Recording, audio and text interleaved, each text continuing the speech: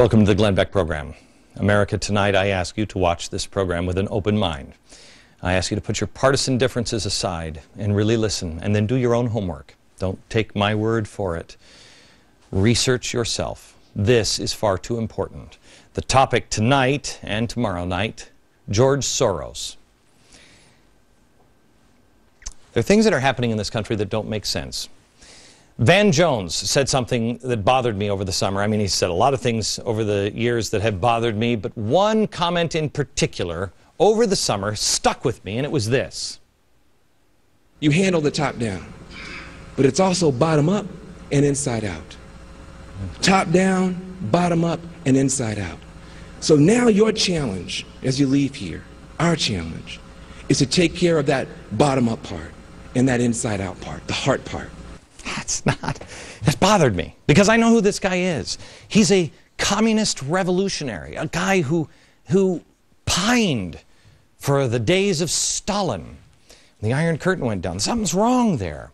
Well, it really bothered me until recently when I started looking into all the George Soros connections and the size and the scope of his reach.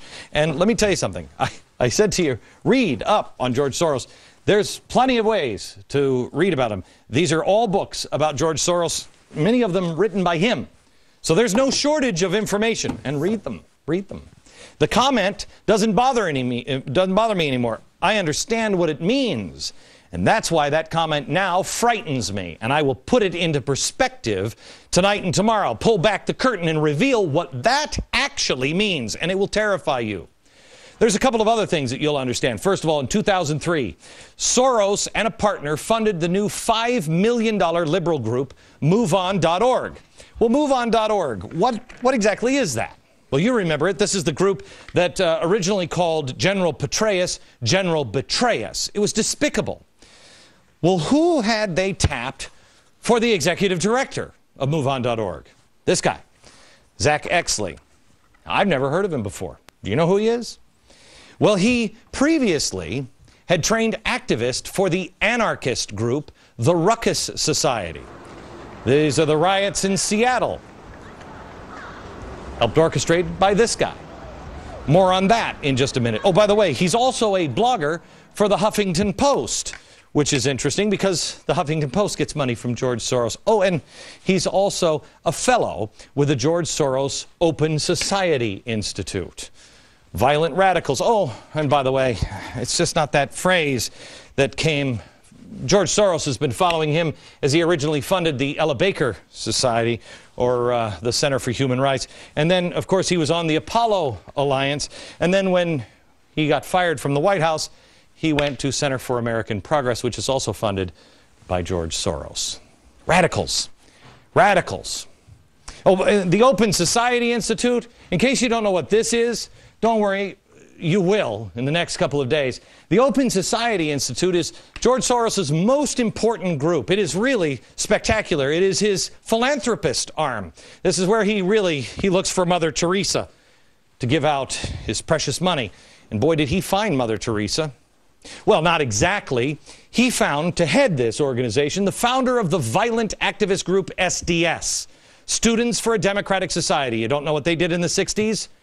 You will.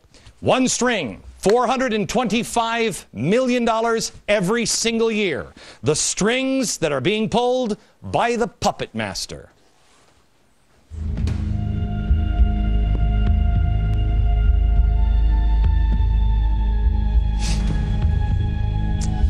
Hello, America. There are a few working parts to a puppet show. There is the puppet master here. There's the stage. There's the audience. There are the strings to each puppet. And then there's the story. But there's also why.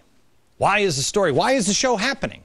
What is the puppet master? What is his motivation? Is it for the money? Is it for entertainment? Is it personal gain? What is it? Make no mistake, we are watching a show. The stage is the world. It's television, it's newspaper, it's speeches, it's the political elections, it's what's happening in Washington. You are the audience. And like any good show, they do have one goal in mind. They want you to feel something.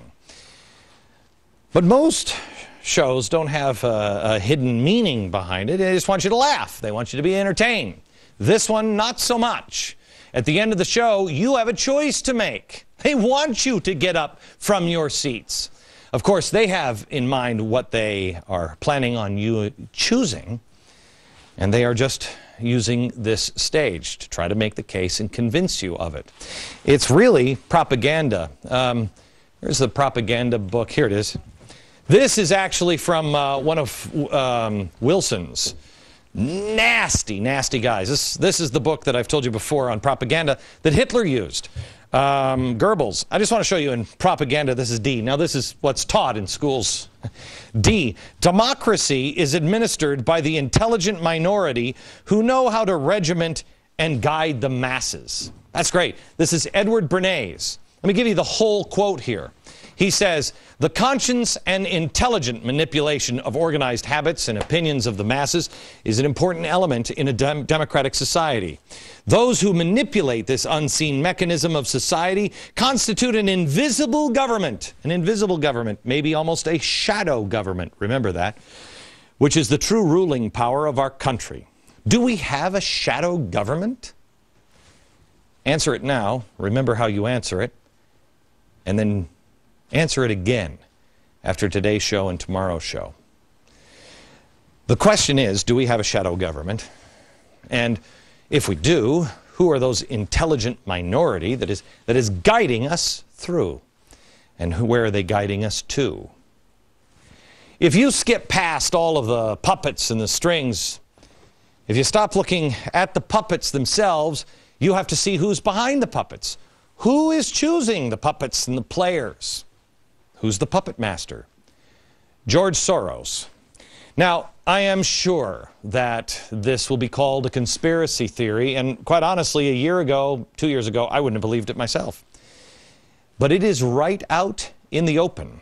I encourage you, do not take my word for this. Do your own research, and don't go to conspiracy websites or anything else. Go to his own books. Go to the biographies written about him. Go to things that are well documented, like 60 Minutes, things that are well known for their accuracy. We have all of the materials that put this show together at glennbeck.com and in my free email newsletter. I want you to see the footnotes on this program. Do not take anything I say as gospel tonight. I want you to decide for yourself. I want you to question with boldness. Is George Soros a man who says, yes, you will be perfect and you will be perfect? Is he really a puppet master? And if he is, how does he control? How does he control? Well, let's start with this. Let's just take a couple of examples here on what George Soros has said and then see if there's any connection to anything. Soros spoke at Columbia University. He talked about an urgent need for campaign finance reform. I want you to remember, questioning our elections is important to George Soros. You'll understand in about 20 minutes. Well, he wanted to have campaign finance reform. He thought it was important. He spoke at Columbia University about it. Well, Open Society, his little group, Open Society, started by the guy with SDS, it was one of only a handful of groups who spent $123 million to push finance reform. Soros, quote, said, do something about the distortion of our electoral process by the excessive use of TV advertising. So he wanted to make sure that lies couldn't distort things.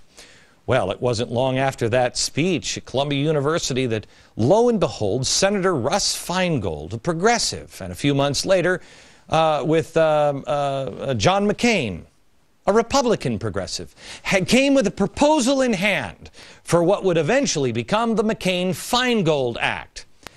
The irony, if it is that McCain-Feingold ultimately led to the explosion of 501c3 groups, which can advertise at will. 501c3 groups. Oh, 501c3 groups? You mean like Sojourners, or Color for Change, or the Tides Foundation, or Media Matters, or People for the American Way, or MoveOn.org, Center for American Progress, the Apollo Alliance, Elder Saker for Human Rights. You mean those things? You see, we had the McCain-Feingold Act, and then mysteriously, almost unbeknownst to everyone, those groups became very powerful, much more powerful. And guess who controls most of the most powerful? George Soros. George Soros, in the aftermath of 9/11, talked about police action as an alternative to war. Now, did anybody pick up on that? This is what he said. War is a false and misleading metaphor in the context of combating terrorism. Crimes require police work, not military action. George Soros. Here he is, the Democratic candidate for president, adopting crimes require police work, not military action positions.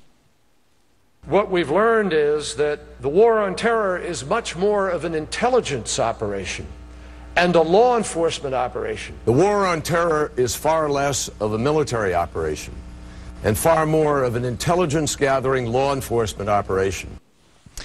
And that's what we have now in our office. Starts with George Soros.